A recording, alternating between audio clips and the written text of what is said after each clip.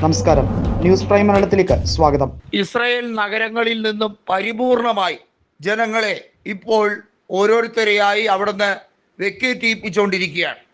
പരിപൂർണമായി ഇസ്രായേലിൽ നിന്നും ആൾതാമസം ഇല്ലാതാക്കാൻ, അല്ലെങ്കിൽ അവിടെ നിന്നും മാറ്റാനും അവിടെ നിന്നുള്ളവരെ അമേരിക്കയിലേക്കും മറ്റ് രാജ്യങ്ങളിലേക്കും അഭയാർത്ഥികളാക്കാൻ വേണ്ടിയുള്ള നീക്കമാണ് നടക്കുന്നത്.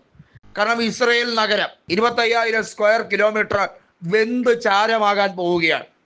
പരിപൂർണമായി ഹൈഫയും ടെല്ലവീവും ഒക്കെ ശവപ്പറമ്പായി മാറും എന്നുള്ളതിന് യാതൊരു തർക്കവുമില്ല. അത്രയേറെ മാരക ആയുധങ്ങൾ പ്രയോഗിക്കാൻ ഇറാന്റെ പരമോന്നതകാരി തയ്യാറെടുക്കുകയാണ്. കാരണം വേറെ വഴിയില്ല. ഇസ്രായേൽ ഭരണാധികാരിയായ നെതന്യാഹുവിൻ്റെ തെമ്മാടിത്തരത്തിന് ചോരയ്ക്ക് ചോര എന്ന രീതിയിലാണ് മുജ്തബ ഖമനി കൃത്യമായ മറുപടി ആയുധം കൊണ്ട് പറയുന്നത്.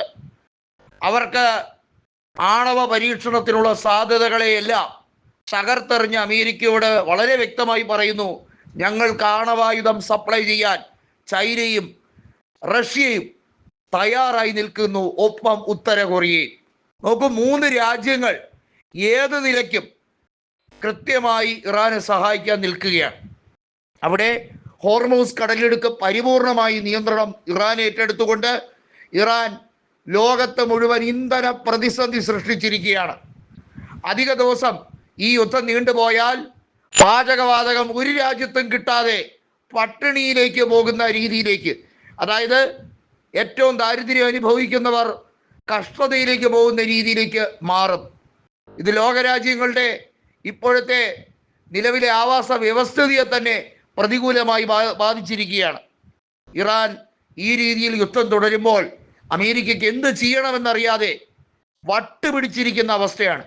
തലയ്ക്ക് സ്ഥിരതയില്ലാത്ത രീതിയിലുള്ള നിഗമനങ്ങൾ എടുക്കുന്ന ഡൊണാൾഡ് ട്രംപിനെ ഡെമോക്രാറ്റുകൾ ഉരിഞ്ഞ് തോലുരിച്ച് വിടുന്ന അവസ്ഥയിലാണ്.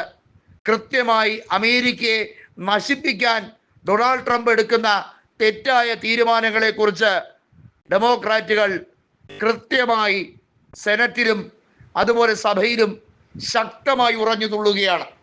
ഡൊണാൾഡ് ട്രംപ് രണ്ടാമതും പ്രസിഡന്റ് സ്ഥാനത്തേക്ക് എത്തിയതിനു ശേഷമുള്ള അമേരിക്കയുടെ തകർച്ചയാണ്, സാമ്പത്തിക തകർച്ചയാണ് ഇപ്പോൾ കാണുന്നത്. വരും ദിവസങ്ങളിൽ അമേരിക്കയ്ക്ക് കൂടുതൽ സാമ്പത്തിക ബുദ്ധിമുട്ടുകൾ ഉണ്ടാകും എന്നുള്ളത് വ്യക്തമാണ്. ഇസ്രായേലിനെ സംബന്ധിച്ചിടത്തോളം അവർക്ക് ഏത് രീതിയിൽ യുദ്ധം മുന്നോട്ട് കൊണ്ടുപോകണമെന്ന് അറിയില്ല. അവിടുത്തെ ജനങ്ങളെ സംരക്ഷിക്കാൻ നെതന്യാഹുവിന് ഒരു കാരണവശാലും കഴിയില്ല എന്നുള്ളത് ഉറപ്പാണ്. യമനിലെ ഹൂതി വിമതരും ഹമാസിലെ അവശേഷിക്കുന്നവരും ഹിസ്ബുള്ളയും ഇസ്രയേലിനെ പണിയാൻ തന്നെയാണ് തീരുമാനിച്ചിരിക്കുന്നത്.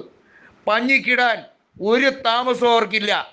അവർ കൃത്യമായി ചെങ്കടലിൽ തുടർന്നും ശക്തമായിട്ടുള്ള നീക്കം നടത്തുകയാണ്. ഇറാൻ കപ്പൽ മുക്കിയതിന് പകരത്തിന് പകരമെന്ന രീതിയിൽ ഇസ്രായേലിലെ ഒരു കപ്പലും കടലിൽ ഇറങ്ങില്ല എന്ന് യഹിയ സരി വ്യക്തമാക്കിയിരിക്കുകയാണ്. മുജ്തബ ഖമേനിയുടെ ആജ്ഞ എത്രത്തോളം ശക്തവും ഭയാനകവുമാണെന്ന് ഇസ്രായേൽ തിരിച്ചറിഞ്ഞിരിക്കുന്നു.